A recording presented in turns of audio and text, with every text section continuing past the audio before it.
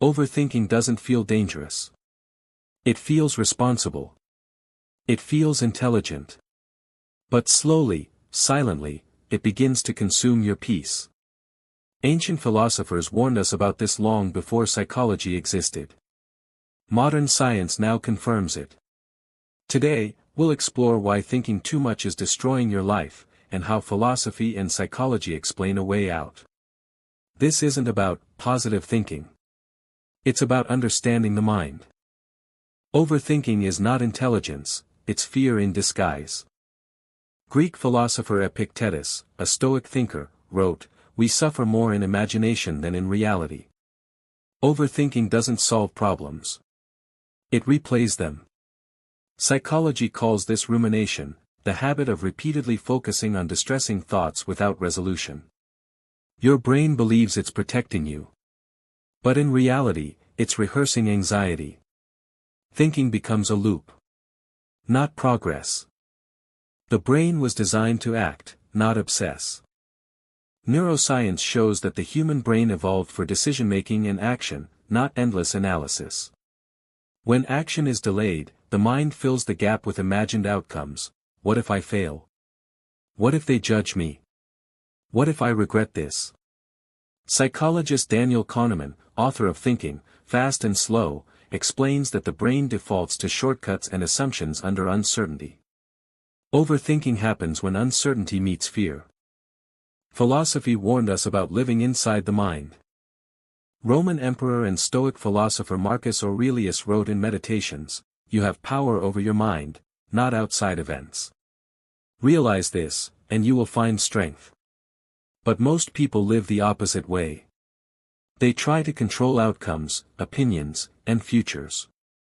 When they can't, they think harder. But control doesn't come from more thinking. It comes from clarity and acceptance. Overthinking disconnects you from the present. Psychologist Eckhart Tolle explains in The Power of Now, thinking has become a disease. Overthinking pulls you out of the present moment and traps you in past regrets, future anxieties, imagined disasters. You aren't living life. You're narrating it. And life doesn't happen in your thoughts. It happens now. The illusion of control makes overthinking worse.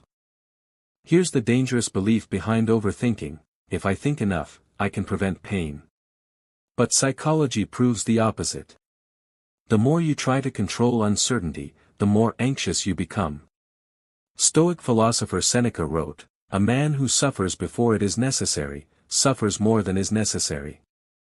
Overthinking is suffering in advance. You confuse mental activity with progress. Modern culture praises mental hustle. Always thinking. Always planning. But progress comes from execution, not analysis. Psychologists call this analysis paralysis, where thinking replaces doing. You don't need a perfect plan. You need movement. Action clarifies what thinking never will. Ancient wisdom taught mental discipline. Stoicism wasn't about suppressing emotions. It was about training attention.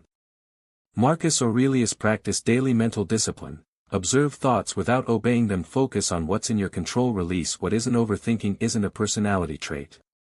It's an untrained mind. And like any skill, it can be trained. The way out is awareness, not suppression. Psychology shows that fighting thoughts makes them stronger. Instead, notice them, label them, let them pass. You are not your thoughts. You are the observer of them. This idea appears in both Buddhist philosophy, modern cognitive behavioral therapy. Different paths. Same truth. If you've been thinking too much, it doesn't mean you're broken. It means you care. It means you're conscious. It means your mind is powerful, but undirected. True intelligence isn't thinking more. It's knowing when to stop. Clarity comes from action. Peace comes from presence. And the moment you step out of your mind, you step back into life.